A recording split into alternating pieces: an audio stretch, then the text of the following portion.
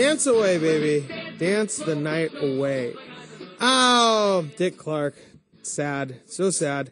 It is unexpected. And, as we just talked about with David Bell, there are things that are unexpected. And, if you're selling your house, well, you may not actually want to deal with that unexpectedness of what you find because you wouldn't want to disclose it, which is even a bigger reason buyers should probably go out and get an inspection, right? Paul Kocharhook joins us, and inspections are certainly something that people do. Most people do, and you figure out what are you buying? What's in that house? What are the bones like? Sometimes you don't always know what to do with that inspection. Well, first of all, welcome, Paul. How are you? Yeah, thanks. I'm great. It's a beautiful day. It is, and you like the clean air. I mean, you're an American Lung Association Master Home Environmentalist Volunteer. Yes. I love saying it. So, you work, we talked a little bit about before the show, you kind of work in conjunction. You don't actually do the home inspections. You work in conjunction with them. Yeah, exactly. What does that mean, and how do you do it? Sure. So when we're dealing with homeowners, they'll usually call us probably in 3 different stages of the inspection. Sometimes before they get an inspection, we've had instances where homeowners have come to us and said, we found this home. It's a beautiful home. We really like it. But what would really make it nice is a porch on the front. It doesn't have a whole lot of street appeal, but it's kind of in the price range that we want, and we like the neighborhood. So what would it cost us to put a porch on this? And so we'll go out, meet with them, kind of get an idea of what it is that they want to do, and then put together a real rough budget based on past projects that we've done to give them an idea. And, we always know that time is of the essence, especially when you're dealing on the front end, especially as we just learned with multiple offers coming in now. So, getting a quick turnaround on those is always ideal for the homeowner. Then the second phase of that would be during the inspection. So meeting, and that's kind of broken up into couple different areas also. So we've gone out and met with the homeowners while the home inspector is out there. We had one instance where the homeowner they found the home. They noticed that there were some structural difficulties that they knew they were going to have to repair. So we met the structural engineer and the home inspector out there and walked through with the structural engineer, kind of did what we were supposed to do. The home inspector went through and kind of analyzed the home. And he started noticing during that, there's a leaky deck. There's a couple other items here that need to be addressed. So then we were able to go ahead and start putting dollars to those ahead of time. The other way would be on the back end, I guess, of the inspection, to where the inspector comes back, gives them kind of the package. Here's the issues that I found.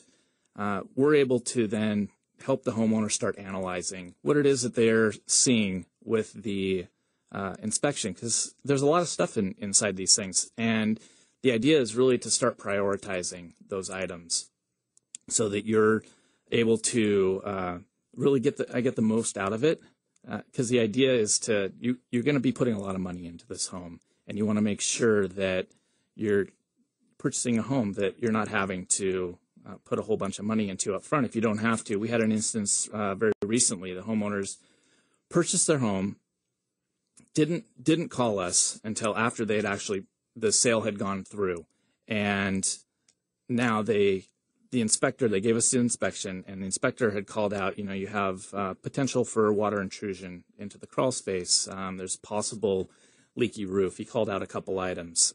As we sat down with the homeowner, well, they'd started wanting to purchase this home. Gosh, this is kind of our dream home. They were first-time home buyers, young child, and, we want to remodel the kitchen. We want to remodel the bathroom. This will make it our dream house. So as we started looking through what was called out, it started showing us that, gosh, there's more issues to this house than was actually realized before we were even called. So we went in and started looking at the roofing and the flashing. They had just put a roof on 2 years prior, and the flashing on the roof was installed incorrectly. Well, now the homeowners don't have access to the buyer. There was something fishy with the sale, so it's a little different. So there's no warranty now on the roof because we don't know who installed it. And then a couple weeks later, they stick their head in the crawl space and they find 3 inches of water in the crawl space. Now the homeowners are really on the hook for doing maintenance items on a home. It wasn't their issue to begin with, but now they're stuck with it. So now all the money that they've allocated towards doing a kitchen or a bath remodel are now being put towards maintenance items that they're having to do in the home. Which is not nearly as much fun. No, not at all. It totally ruins the dream, Right. right? It's like, oh man, there goes my kitchen and my porch. But I guess you get the roof over your head. Yeah. So when you start doing when you start looking at that and, and you mentioned, helping prioritize these things, because you can't have the house fall apart, but at the same time, you want to make it, your own. You want to personalize it, customize it to your own likes. And I mean, how do you recommend people prioritize, or how do you go through that process? Sure. Prioritizing, really taking the items. So like a roof, that's going to start, if water's getting into the house, that's going to start causing rot to happen. It's more issues. It's something that you want to take care of right away. Whereas maybe it was called out on the inspection that there might be an electrical panel in the house that has been recalled. It's had issues in the past, but doesn't have to be done right away.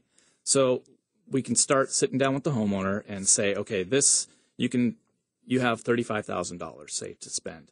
Now, are we going to spend $2,000 on the roof? So now, we're down to $33,000. So helping them really start putting hard dollars to these items so that they can start using their money where it's most well spent. It's because they have a finite amount of money, and maybe it's through a down payment or whatnot. Right. And then it's tough to go do that. So what should buyers be paying attention to in a home? They go out, they're finding their dream home. A lot of these homes maybe are vacant.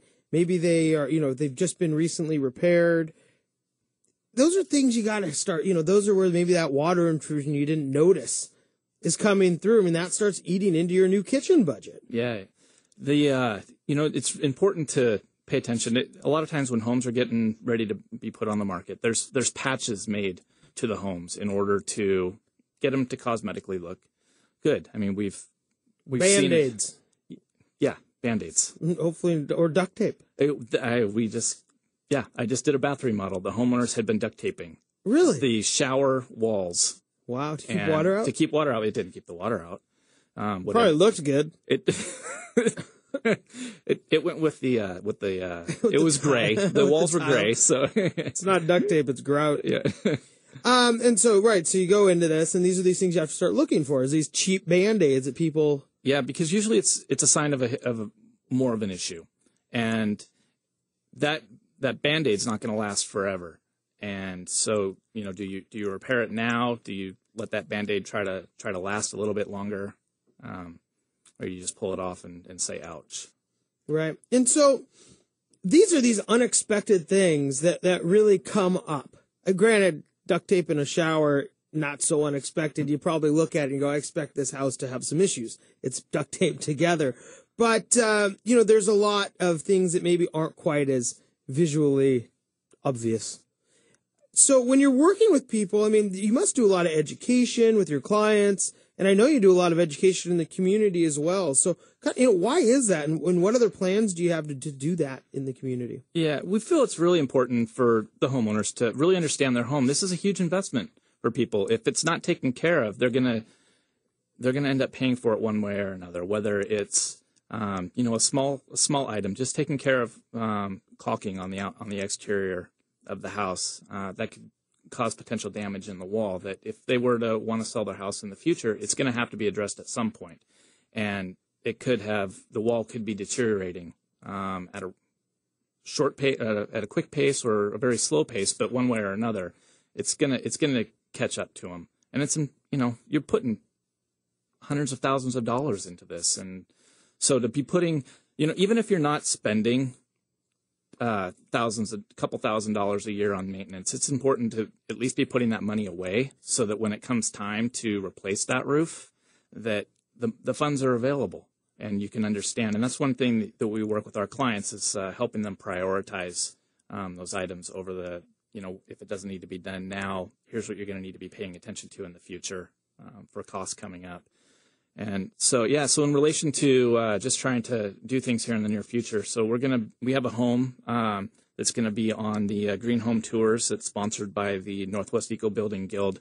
And it's called the Loft That Almost Wasn't. It's here April 21st and 22nd from 10 a.m. to 4 p.m. So we're pretty excited. This is a pretty cool Very house. great way to showcase what you've been doing. Yeah. And then also we're going to be at the Issaquah Home and Garden Show on May 5th. It's at the Pickering Barn during the farmers market. Great. Well, there is a lot for people to learn, and there's a lot that people want to, I think, accomplish in this green way, right? Being more green with their home, but there's, as you've discussed, there's certain ways to do it right or wrong. And I know last time you were here, you talked about something that just blew my mind, which is this indoor air quality of houses that think they're very green because they're so efficient. I'm sure they can learn more about that from you at either of those, the Green Homes Tour, April 21st or 22nd, or the Issaquah Home and Garden Show, May 5th. Paul, thanks so much for joining us. We have to go to break. Again, Paul Kocharhook with Pathway Design and Construction. When we come back, green homes is certainly something people are interested in. But did you know you could have a green investment portfolio? When we come back, we'll tell you how.